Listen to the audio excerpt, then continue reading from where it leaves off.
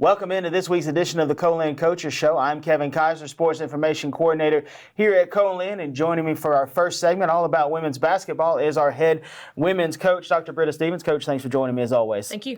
And Coach, obviously a week where you've gone 1-1 since the last time we talked to you, went up to Northeast, won that one 71-65. We'll talk about that one here in just a second, and then lost to Pearl River this past Monday at home 73-43. We'll talk about that one as well too. But first, we'll go to that win up at Northeast, a game where you came out of the gates really strong, really good showing out of the first quarter. Thank goodness it was such a strong showing in the first quarter, because the rest of the quarters not as good as that one. But your thoughts overall on how well the team performed and how they were able to grit out another tough win here in conference play.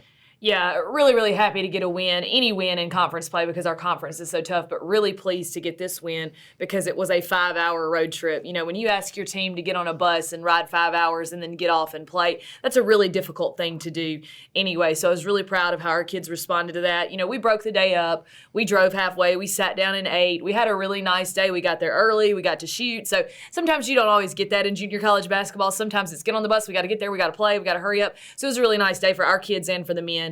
I looked up at the end of the first quarter and I realized it was 26-9, and I looked at Coach Ray and I said, is that right? How did that happen? But our defense coming out of the gate was so good. We were able to turn them over time and time again, and then we were able to capitalize on those turnovers. We got a ton of fast break points early in this game. Obviously, the other three quarters, we didn't jump on them quite as well. I was disappointed, very disappointed in the finish of this game. If you went back and looked at the numbers, with about 2.5 minutes left, we had a 12-point lead, and we came down.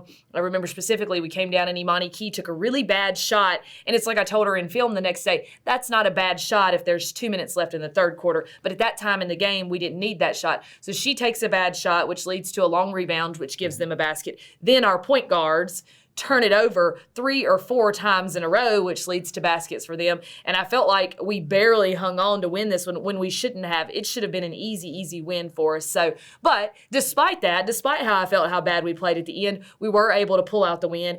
And I think that win helped us grow, mature-wise. Because we told him in film the next day, a week ago we were talking about different concepts. Now we're talking about how do we finish games. And that's something, when you've got an immature team, 9 freshmen, the college game is so different than the high school game. If you've got a 12-point lead with 2.5 minutes left in high school, you're going to win the game. And it's not that way in college. So this was a good learning experience for us, thankfully, in a win. Yeah, you look at the box score in this one. First quarter, we talked about it. You outscored them 28-9, and I think if you looked at that first quarter, you looked at the first quarter stats. The shooting percentage for the Lady Wolves is astronomical. I told you when you're making shots, when Co-Lin's throwing it high off the glass and it's going in, when Cookie's making one leg falling back jumpers and they're going in, you just know it's going to be a good night for you. And again, the first quarter 28-9, you outscored them. They outscored you 20-13 in the second, 19-12 in the third, and then 18-17 Lady Wolves way in the fourth quarter, and that's how you get that 71-65 line. So, those middle 2 quarters, again, they jumped out a little bit. Some turnovers, those kind of things, struggled with some of those things that have kind of plagued the team all season, unfortunately. Right. But you're able to overcome those. And then you look at the personal line scores. Cookie did what Cookie does, 25 points, 7 rebounds, 5 assists, 2 steals. This was part of a stat line for a week. They got her MACCC Player of the Week. And Cam Pruitt, 17 points, 10 rebounds, another double-double for Cam. She was very solid and very strong for you. Imani Key gave you a big spark off the bench, 9 points. Another player that we haven't talked a lot about as far as scoring, we talk about our defense a lot, but Tyra Johnson gave you 6 big points and gave you really solid defense, to the point that you were just telling me that you thought maybe we should sub or those kind of things, and Jay Robinson looked at you and said, Coach, don't take Tyra out. She's playing really well right now. Yeah, Cookie's been our leading scorer all season, and we expect that of her. We probably put too much on her. We probably expected too much. She had a really good night this night, in a night where she got in some foul trouble. She had 4 fouls in the last 2 or 3 minutes of the game. We played offense for defense with her because we felt like that was our best strategy, not only to protect her, but also to put someone else in for defense. Cam Pruitt has been really solid for us all season. I felt like she had a really good game in this game. She had a mismatch. Their posts were not as strong as she was, and so she was able to back them down and get some easy baskets.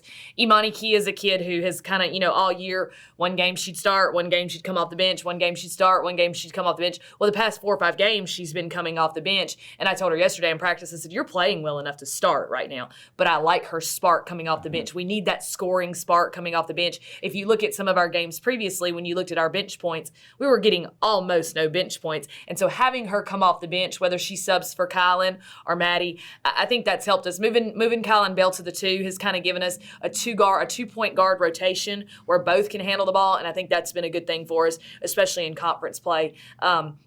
Tyra Johnson, I thought she played really well in this game. I didn't know she had 6 points, but defensively, I thought she played so well. And I did. At the end of the game, I was, do we sub? Do we, should we put this one in? Should we put that one in? We're turning it over. What should we do? And Coach Ray and I, kind of said, all right, Tyra's having a really good night. And Jay Robinson, who is and kind of an unsung hero on our team. She guards and she gets rebounds. She very rarely gets points. She looks at me and she said, Coach, why would you put me in? Tyra's playing so well, And I'm like, you're right. She is playing really well.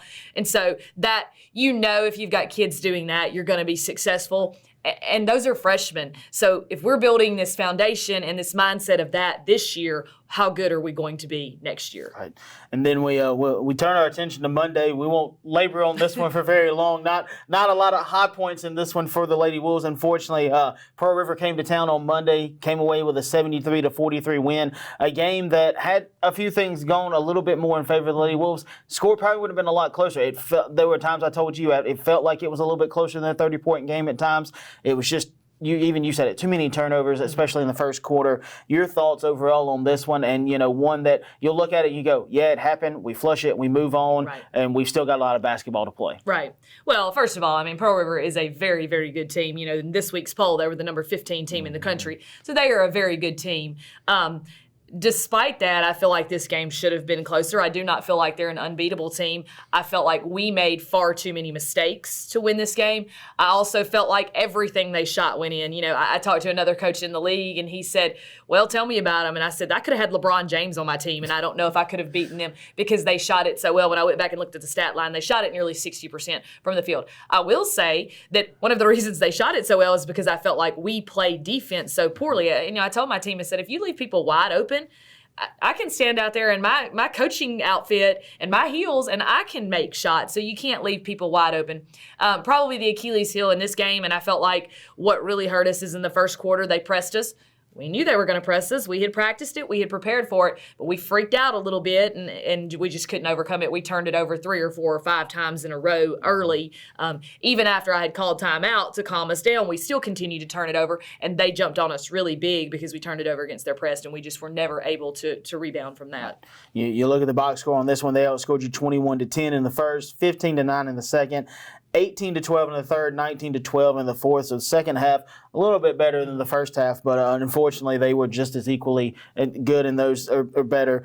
And then you look at the line scores. The only person in double digits for this one was Cookie Wilkinson. Cookie, right. A game where she was a little off, had a little thing going on there before the game, got into some foul trouble as well too, got a rare technical foul as well, just a head scratching moment there. I know it was a double technical in the game, right. but something that you don't see Cookie having for her very often at all. So 7 points from Co-Lin, 6 from Imani Key, 5 from Cam Pruitt. Those were kind of your high points in this one. But again, a game when you look at it and you go, it happened. We just got to move on from it and prepare for the next one.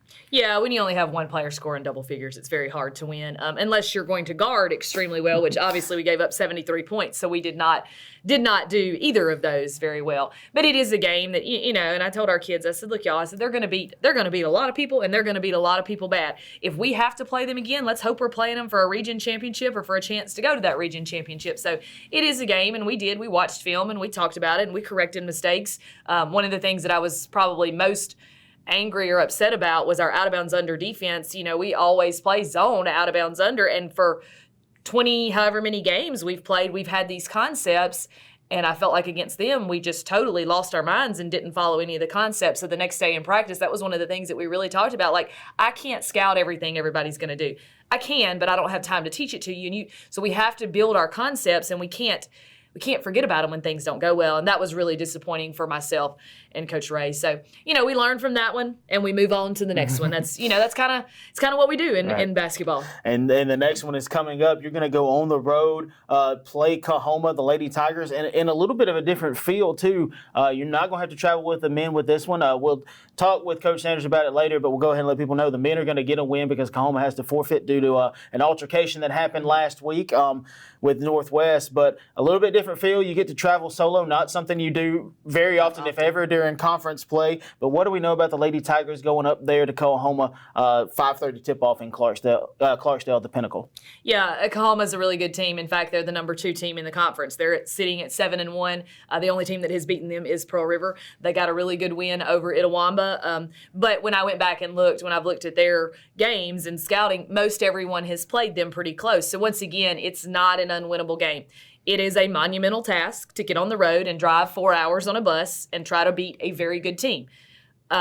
We're lucky this week. We don't have to travel with the men. And I like Coach Sanders, and I don't mind traveling with the men, but it's nice when you get to go by yourself. I'm happy they got a win. My kids are excited about them getting the win. My kids are even more excited about them not being on the bus because it does get a little cramped when you've got 2 teams and you're traveling that far. So we'll do the same thing we did last week against Northeast.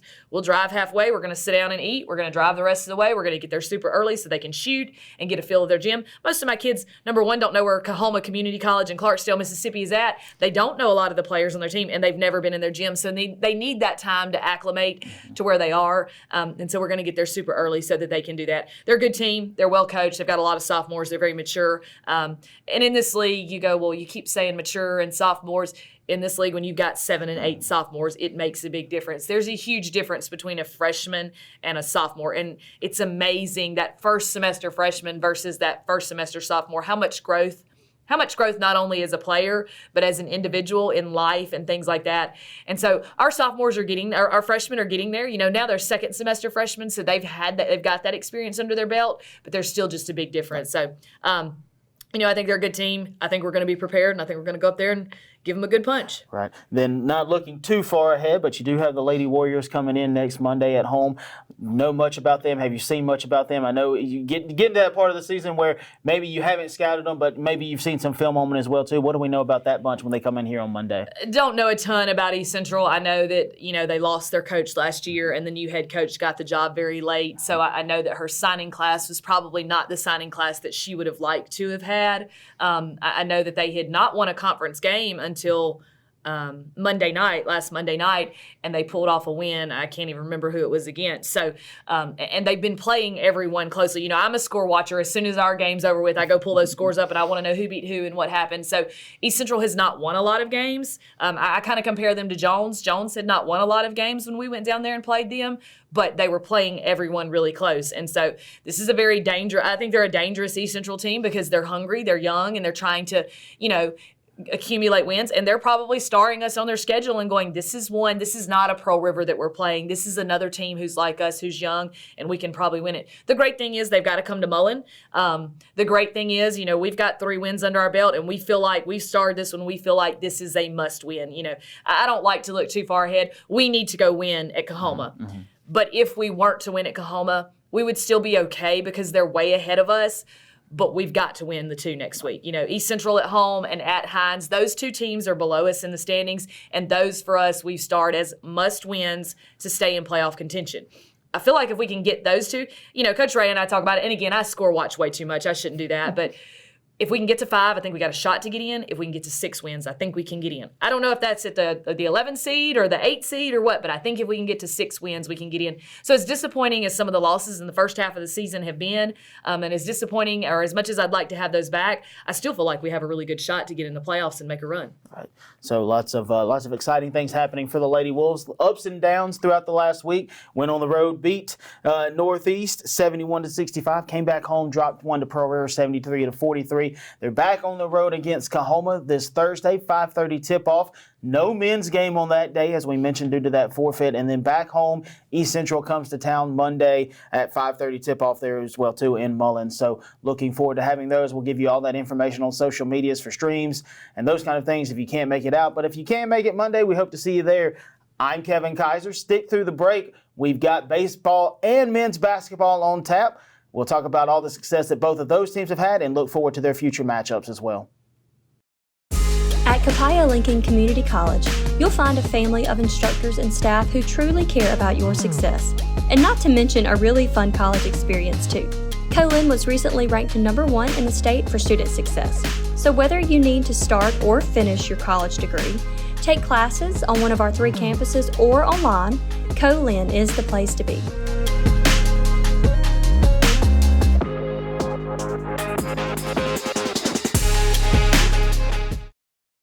Welcome back in. Thanks for sticking with us through the break. Joining me now is our head men's basketball coach, coming back from a little illness. Coach Sanders, thanks for joining us. Thanks for having me. Good to be back. Coach, obviously glad to have you back. Glad that you're feeling better. These results we're talking about might make you feel a little sick to your stomach, but you look at both of these games, a couple of losses here recently. You go on the road against Northeast, 103-87 loss in a game where, it's the score sounds like it wasn't really close, but it really also didn't get this wide till late. It was a 10-point game late. Had a chance to get it down to double or single digits, just couldn't find a way to do that. But your thoughts on how the guys played? I know a game that you weren't there to coach, but I know it's a game that you watch, and your thoughts overall on what you saw out of the guys in that one. Well, I think offensively, we were pretty much on par for what we normally do. Guys played okay offensively. I thought defensively we were horrendous. One thing about traveling with teenagers, trying to get them to learn how to travel and get off a bus ready to play, it's a very tough thing. This is a long trip. Not making any excuses for them, but because everybody travels in this league. But getting off the bus and being ready to play against one of the top teams in the league is not an easy task. And I thought we did a terrible job of being ready. I thought it was points in the game where we played them even. We even had some points where we played better. So.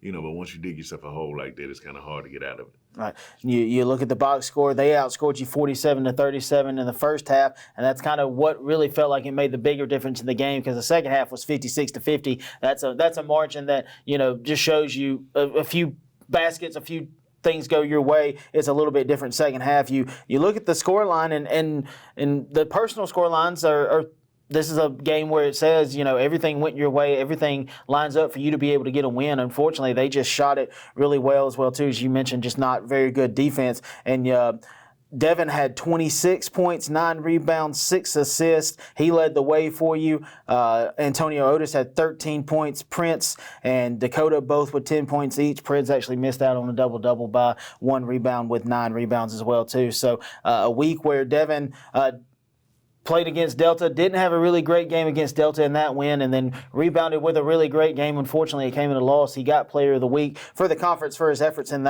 those 2 games. But your thoughts overall on these personal? Again, it's a box score where you look at it and go, yeah, this is a game we probably should have won, and had we played better defense, we would have won it. Yeah, I think that's what the biggest thing was. Northeast is a very talented team. Their starting 5 is really good. I just too many instances in the game where they just got wide open shots. You know what I mean? So I watched some of the game. It's hard for me to watch them when I'm at home because I don't want to break my TV or my computer screen. But I went back and watched it, after the fact, and I just noticed that the guys were just not really moving well, no energy, and which is something I've been harping on this week because for some reason they're trying to tear each other's head off in practice. And so I'm looking forward to seeing them carry this intensity that they have now over into a game because, for me, it's always about what you do in the game and not so much in practice. And then you look to this past Monday, a game against Pearl River, a game where, again, you were in it. You had moments. You had a lead in this one. You gave it up. You still cut it back down to a one-possession game late in the game and just couldn't find a way to get that lead back. And this one feels like had you gotten that lead back late, probably would have found a way to win this one. But your thoughts overall on, this was a game where it felt like the guys did play well. Even though it was a 9-point loss, it felt like it was much closer than that throughout most of the game. Yeah, definitely. I thought, we played solid. Coming out the second half, I think we went on like a 17-2 run to get back in the game right away in the first 3 or 4 minutes of the half. And that stretch of basketball just lets you know how good we can be as a team, if we can put it all together. But Pearl River's a really good team. They weathered the storm, kind of kept it within 4 or 5 for the next 15 minutes. And, just couldn't get over the hump. Got a couple tough calls late, but I thought the officials overall did a solid job. I was kind of upset after the game, with a couple of those calls that I thought just wasn't there in crucial moments. But, when you look at the grand scope of things, overall, that wasn't the reason why we lost. We just turned the ball over too much late in the game. I think we had a stretch there where Chaz turned it over like 3 times in a row, and they scored on all 3 times. And that's kind of in a two, because, they hit free throws to kind of stretch it out. It was a 2-possession game late. In a 2-possession game, you turned over 3 times in a row. It's just hard to win. So, and Chaz, we got him playing some point now, kind of help him make up for JJ so we can cut his minutes down because he's still injured. So, he's doing something he hadn't done all year for us, hadn't done since he's been here for us, and he's doing a solid job. I think he had 7 assists and 7 steals in the game. So he had a solid game, man, but we're asking him to do some stuff we hadn't been asking him to do, and actually I'm kind of proud of him because he's been stepping up to the plate. You know, he didn't get it done for that game, but I feel real good about these next 5. You look at the box score in this one. First half, they outscored you 43-31. Second half, you outscored them 39-36. Again, just shows that a couple of possessions, even in that first half, would have gone your way. Could have put a few more points on the board. Would have made this game a lot tighter. Probably could have found a way to win this one. And you look at the line scores. Again, Devin does what Devin did. He led the team, was 1 point shy of the game lead, had 20 points, 4 rebounds, 2 assists, 1 steal. So the points were there. Not the best rebounding or assist night from Devin, not what you're used to getting out of him, but still a good scoring night for him. Dakota Hillard had 17 points, 6 boards for you. Those were your top 2 guys. Keyshawn Shields had a really good game off the bench for you, really provided a spark with 11 points. And you mentioned Antonio Otis Chaz had 6 points, 7 assists, 7 steals. So, he didn't score a lot for you, but he found a way to affect the game in other ways. And those are things that you can take, and you can really grow with those moving forward, as you alluded to just a moment ago. Yeah, definitely. We just building, man. I can remember 2 years ago winning the league, and Jones was kind of just rolling along. They wasn't really at the, in the 1 or 2 spot, and they just kind of got better and peaked at the right time. You know what I mean? So I've seen it done because they came in here and just kind of mowed through us, and went on to use that momentum to go win the region. So, we're building. I think the guys are really, really working hard. Good thing about it, we've been in every game. And sometimes that can go both ways, but I think the guys realize that if we can just clean up a few things here and there, we can really beat anybody in this league. We played all the top teams really tough. And, and it's all of them are teams that I think, kind of been up and down as well, even with the win. So, nobody is unbeatable in the league this year. So we really have a chance going into the regionals if we can, find a way to sneak in the playoffs. And I think the guys are really focused on that. Right. And, now we get to a little bit of some good news. The good news is you're going to get a win this week because you've already gotten it. We mentioned it with Coach Stephens just a second ago. You're not going to have to go to Kahoma on Thursday because of a forfeit by the Tigers because of an altercation they got into with the Rangers in their game last week. So you're going to go 1-1 this week, for sure. And that feels like a big win, even though you'd love to go up there and play and get the win. Right now, take a win as you can get it. Doesn't matter how it comes. You love to get the win. So we'll turn our attention to the Warriors of East Central. Now you get some extra time to prepare for that team as well, too, and really get to lock in and focus on them. What do you know about that bunch going into Monday, and what are you expecting out of the Warriors when they come here to Mullen? A well-coached team. Coach Shields does a great job. We saw them in Florida when we were in Florida, and they played those same teams we played and played them a lot better than we did. Connor Rogers is I think he's second behind Devin in the league in scoring. He's a guard that can really put it in the hole, and they got a really tough team, man. I thought they were well improved. I talked to Coach Shields when I saw him in Florida, and I thought he's done a great job with their group getting them ready to play. And I think they're 4-4 in conference right now. They benefited from a forfeit as well, and so it's a game. It's a must-win game for us. We got it at home, and hopefully home fans come out and kind of support us, and we really need that game going into the Hines game Thursday. We can go a 2-0 week this week. I think we put ourselves right where we need to be. All right. So lots of exciting things happening for the Wolves. Again, a couple of losses here on the road against Northeast, and then at home against Pearl River. But then they got the forfeit win against Kahoma, and they turned their attention to the Monday night game against East Central. 7:30 tip for that one. Stick with us through the break. Join me next is our head baseball coach, Adam Chamblee. We're going to talk about how the Wolves did this past weekend against St. Charles and preview their next 2 upcoming matchups.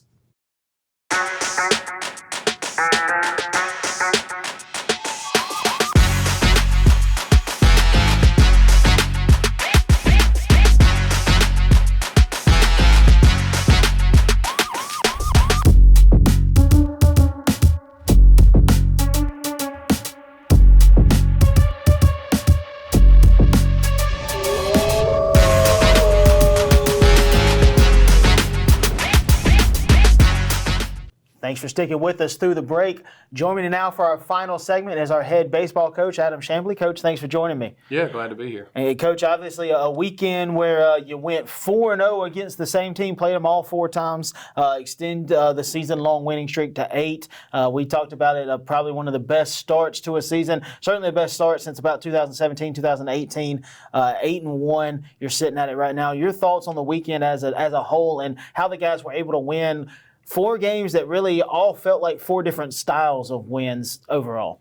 Yeah, which first of all, we all know in baseball for sure that it's hard to beat anybody 4 times in one weekend. So especially a St. Charles team that is historically known to be a solid program. I mean, they won 37 games last year, so we knew they were going to be good, and it was opening weekend for them. You could tell they were trying to figure some things out. But, yeah, I mean, the game Friday night, get behind, come back to win. I think the other 3 seemed like we got behind in a couple of the games and were able to battle back, which, that's why you keep playing. But yeah, I mean, really impressed with our guys and just the fight and just no panic, keep playing, do what we do. And the walk-off win on Sunday, I mean, so like, a really, really fun weekend. I mean, I think our guys really enjoyed it. Obviously, winning is fun, but even had we dropped a game or 2, I think it was just super competitive and it was good weather. Just a great weekend of baseball, really. And you go back and look at it. You look at that first game. That was the Friday game. You win this one 8-6. This was the one where you faced a really big deficit. They scored 3 runs in the first and 2 in the second. The 2 in the second, I believe, on a 2-run home run. You had scored 1 in the first, so you go into the bottom of the second, you're facing a 5-1 deficit, and you're kind of maybe scratching your head a little bit because you had played so well just 2 days prior against Delgado. It felt like you were carrying a lot of momentum in, and then you look and you scored 1 in the third, 1 in the fourth, 2 in the fifth. They scored 1 in the fifth to make it 6-3 at that point, but then you made it 6-5. And then the probably the biggest hit of the game to that point, Reese Thomas steps in, bottom of the 6th, hits a no-doubter to left field, ties the game up. Probably the guy you circle and you go, is that the guy you're going to anticipate saying going to hit a leadoff solo home run to tie a game? Probably not. He's got a lot of pop in the bat, but not something that you're totally expecting. And then you scored 2 in the 8th to take that 8-6 win. Your thoughts on how the guys were able to just kind of grit this one out? It was just kind of to get a run here, get a run there, get a couple here. Only had 2 innings where you scored more than 1 run. So not a game where you strung together a lot of multiple base hits or a lot of doubles and those kind of things, but you were able to just string together the hits and produce runs. Yeah, and that's what we talk about, and our guys know because we play some 9-inning games, we play some 7-inning games, so they kind of know the strategies, I guess, of playing those longer or shorter games, and the having a lot of new guys. It's the first time they've maybe played 9-inning baseball games, really. So just talking about, hey, if we do get down, do not hit the panic button, continue to play, and that's what we told them from the get-go, and I think I don't even know that I would have had to tell them that. Like, I think that's just who they are, and they knew that, and yeah, Coach, whether we're up, down, we're just going to keep playing baseball and see what happens, and they fought their tails off, and thankfully we were able to scratch some. The home run, like you mentioned, was big from Reese, especially on a tough, that sidearm guy was pretty tough. We saw him again on Sunday, and I thought he was even better then. Probably their best. I thought he was probably their best arm all the way around. So, yeah, big hit there, and just kept plugging. Right. So it was one of those wins is like, man, you can be super, super proud of just the fight in our guys. Right. And you look at the box score for the lineup. You had 11 hits. Everybody got a hit except for Trey Davidson in this one. A pair of hits from Dylan Weston, Caleb Brooks, and Avery Griffin. Caleb Brooks had a really good week last week, had 10 hits, all of them singles, led the team in average as well, too. And then you look at the pitching lines. Judson Griffin got the start in this one, a little rocky. Not the outing he wanted, not the outing I think y'all wanted out of him, but something that he can certainly bounce back from. Tanner Blackwell pitched 3 2/3 innings, gave up 3 runs, all those earned on 5 hits. 1 walk, 1 strikeout. Line for Judson, we didn't mention it, 3 runs, all earned, 1 hit, 5 walks, 2 strikeouts. The walks, the bigger issue there. Caleb Flynn pitched an inning of scoreless, hitless relief with a walk and a strikeout, and then Carter Leggett came in and absolutely dealed. He got the win in 3 1/3 innings, gave up 1 hit, 1 walk, 6 strikeouts. He really came in and really was that back end guy that you needed and was able to stabilize everything for you. Yeah, Leggett.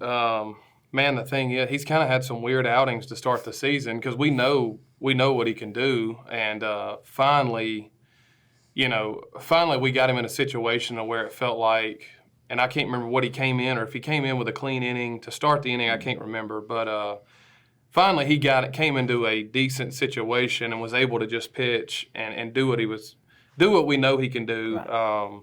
He just had some weird outings the couple before, but finally he was able to get comfortable, get in a rhythm, and man, you saw what he pitched his tail off, for us and finished that game. So. And then you look, Saturday you played a doubleheader, 2 7-inning ball games. The first one was a 4-2 affair. The second one was 7-2. And in the 4-2 game, they scored 2 in the first. That was the only 2 they scored the whole game. You matched them with 2 in the first, 1 in the third, 1 in the fifth.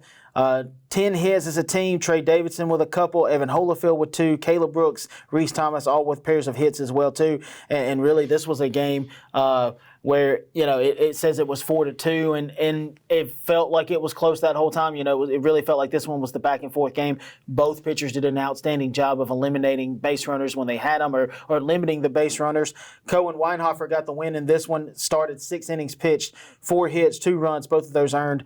3 walks, 4 strikeouts. Nash Sturdivant came in, got you a big save in an inning, gave up 1 hit with 2 strikeouts. So just a very solid outing here in Game 1 of that doubleheader. Yeah, another solid start from Cohen, which has been awesome to see for us. It's kind of been a little bit of a pleasant surprise with him, because not that we didn't we know the ability, for sure, but hadn't necessarily considered maybe him completely in a starting role, and went with it. And man, he's really impressed us. And Nash Sturdivant been a guy to the bullpen so far that we can just really count on. So awesome to see from those guys once again. I mean, in a 7-inning game, if you can get some good pitching performances, then hey, 4 runs is all it took. Right.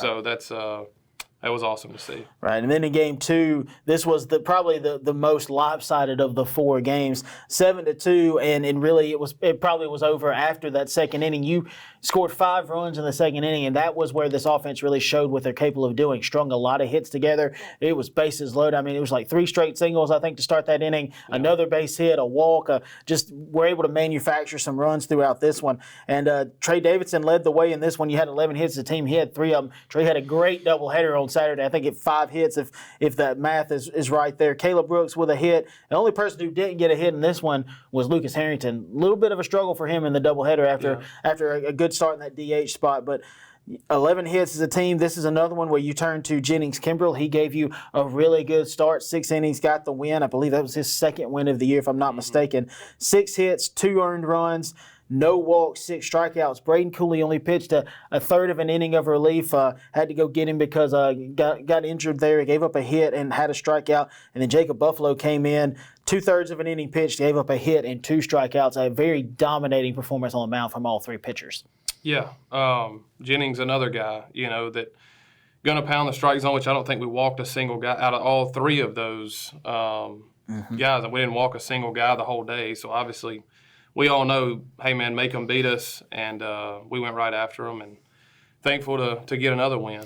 So, and again, as we mentioned, anytime you jump out on a team and you put 5 on them in a hurry, and, I know they did score 2 in I think it was the 6th or 5th, somewhere in there, but it felt really good to get that big response. Evan Holyfield got you that 2 RBI double, and as soon as he hit it off the bat, the right fielder kind of made the mistake of going up, and then he went back, and you had a good chance you were going to score both those runs. So it was good to see that even though they scored those 2, you were able to go back out there and get them back real quick. Yeah.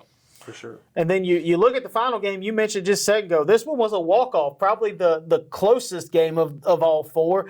Really tightly contested, really fun game. You scored 1 in the 2nd. They scored 1 in the 4th, took the lead in the 5th with 1. You matched that in the 7th with 1.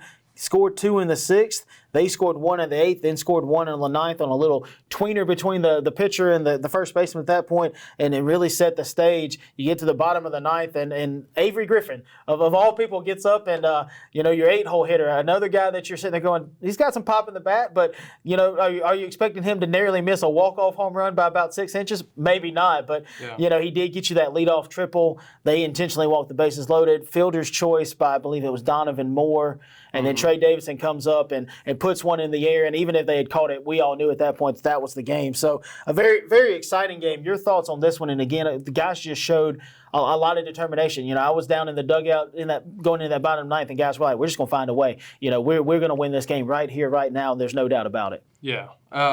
Like you mentioned, I mean, just to kind of capped off the weekend, had won the 3 and we're not satisfied with winning just 3 games. But just awesome to have an exciting win like that and to be in those situations, kind of talking away from this game. But, we've been in a lot of close games that I think is going to end up paying off for us. Once we get to conference play, I don't know that we'll get sped up because we've been in so many situations so far of, a lot is on the line type of thing, pressure moments, coming up with a big hit, making a pitch in a tight spot. I've been happy to for us to be in those situations and come out on top a lot. So, but just an exciting win. But like you mentioned, huge hit by Avery and almost turned into a inside the park home run. I was ready for it. I think Avery was too. But I was waiting on the bobble on the relay, and I may have just kept him going. But they fielded it clean, and I figured, hey, we better shut it down and give our offense a chance to get it done. And thankfully we did with, like you said, Trey getting that ball in the air. So I think I told people, I said, if they'd have been a step slower, I think Coach would probably send him, and we would have had one of the most exciting plays you can possibly have in baseball. Yeah. And in a game where it felt good to get the win the way that you did, because earlier when you felt like you had taken the lead in this one on a 2 RBI triple by Donovan Moore that was overturned because they say he missed first base. That was a moment when it felt like all the energy could have been robbed from you. Yeah. And the guys maintained that energy. They found a way. They kept fighting. I think that was one of the most important things to see is in a moment when it all could have gone wrong for you, the guys never gave up. They never stopped believing in themselves. Yeah. I mean, talk about, and I told our team this, but just adversity all weekend. We won 4 games and everything looks great on paper, but, dealing with some things inside the locker room, and then 2 guys go down with arm injury. Like, we had adversity all weekend. Donnie, like you said, hits the triple, and unfortunately, whether he did or didn't, doesn't touch first base, and the 2-run, things happened all weekend on the field and off the field that just out of our control in a sense. And man, I think it just shows that, once again, the fight. I mean, it's awesome. Right. And you look at this box score, the line scores from the guys, 12 hits. You had 2 hits apiece from Trey Davidson, Caleb Brooks, Dylan Wesson, Avery Griffin, a hit apiece for everybody else, everybody in this one. But ironically, Gavin Bledsoe, your leadoff guy, didn't get a hit, and that's not something that we've said. I don't think he's been no hit all year, hadn't gone at least maybe getting on base. He did draw a walk, so he did reach base safely. So everybody at least reached base in the lineup, but not a hit for Gavin. Again, an anomaly for him to start the year. And on the mound, Cameron Patterson, a guy who got his first start, I think this may be his first action all year, looked very strong for you. 4 1/3 innings pitched, 4 hits, 2 runs, only one of those earned, 2 walks, 4 strikeouts, a very solid line and a no decision. Jacob Buffalo comes out, and Buffalo's a guy that, I said, you go out there and you say, here it is, if you can hit it, good luck. And I don't think he's given up but maybe 1 hit so far. An inning and 2/3 in this one, no hits, no runs, 1 walk, 2 strikeouts. Wes White comes in, gives you 2 2/3, 2 hits, 2 runs, both of those unearned, 2 walks, 4 strikeouts. Nash Sturdivant actually gets the win in this one. Pitched in the 3rd of an inning of relief, only needed 4 pitches to get a batter out. And he gets the win by virtue of being the pitcher of record when you walk it off. So, again, but still, Nash had to go out there and get the job done, and he did it for you. Yeah. Going through the pitchers, Patterson, like you said, first time out there. I mean, probably nerves, freshman, all that good stuff. And, man, he pitched his tail off. Looked great, competed, which he's a competitor. It was awesome to see that. Buffalo's going to go out there and compete. and then using Wes again in a relief type role, which, maybe we're not. We've had to do a couple times, but obviously he's more of a starter, and we want to try to keep him in that type of role. But if one of your best arms is available, then hey, why not go use that guy too? So that was a thought there, and then Nash once again, like you said. So another great pitching performance. Pitchers have done great. Defense has been great. I don't know how many errors we made over the weekend, but I don't think it was many. So just force people to beat us. Right. And St. Charles is a team offensively. You look at some of the bodies in the lineup, some big dudes that are capable of hitting the long ball, splitting the gap, and we forced them to do those things, and thankfully they didn't do them too often. Right. But yeah, great lines from those guys. And you mentioned the Wes White thing being more of a starter. It is nice to know, though, you're figuring out early, hey, if we get an all-hands on deck kind of situation, in the postseason or something, hey, we need an inning out of you. Can you give it to us? You'd like to know the answer is, yeah, Coach, I can do it. Yeah, he has pretty much answered it that way. We don't have many or any probably that are going to say, I don't know that I can, right now. So, yeah, most of them want the ball as much as they possibly can. Right. So. Yeah, and you look at your next upcoming couple of matchups. You're going to go on the road, go over and play Southwest. I believe this is 2 7-inning games in this one. This will be Thursday at Southwest, 4 and 6:30. And then you're going to go on the road. You're going to go over to play Nunez, a team that 2 years ago in your first year you played over there. They came here last year. You're going to do a home and home with them this year. First off, what do we know about the Bears here early in the season going over there, go to play them? And what do we know about that matchup going into it? We played them a couple times in the fall, and obviously we're pretty familiar with each other being 30 minutes away, and our players knowing their players, and obviously the rivalry and all of that. Obviously, games that we want to win, but I think they'll be solid. I know they've got one arm in particular that is a Nichols commit. We saw him in the fall. He did pretty well against us. So I know he'll be good if he's on the mound. It'll no doubt be competitive like it always is. They're going to really want it. We're going to really want it. So expecting a good matchup there, and then with Nunez, they've been scrappy. That's a newer program. I think they've only had a team for 6 to 7 years. So they're continually building, and they have seemed to get better every year and just always been really tough, in my opinion, and get after it. So, there are no easy ones, really. So we're just going to keep rocking and rolling and not think too much about a win streak or anything like that, and just see if we can win one at a time. I know that's as cliche as it can be, but that's all we can control. Right. So that's the plan. So lots of exciting things happening for Wolves baseball. Again, Coach said they're not going to focus on the win streak. We'll tell you it's 8 in a row after dropping the season opener. Longest win streak under Coach Chamblee. One of the best starts in program history. Very proud of the accomplishments of our Wolves baseball team, and they look ahead to Southwest on Thursday at Southwest, and then Nunez on the road. I believe those games are in the Chalmette, New Orleans area. Yeah. We'll give you that information on social media as it's available. We'll let you know if they're streaming those. We'll give you those links as available too. I'm Kevin Kyzar, Sports Information Coordinator. Thanks for tuning in this week. As a reminder, we've got basketball on the road, women's only at Coahoma on Thursday. Then the baseball team on the road at Southwest on Thursday, on the road at Nunez on Saturday. Both basketball teams return home for their games against East Central on Monday. Softball is also in action this weekend on the road at Gulf Shores. 4 really good teams that the Lady Wolves are playing. We look forward to talking to Coach Howard after this weekend and seeing how they did. Again, thanks for tuning in. We'll talk to you next week.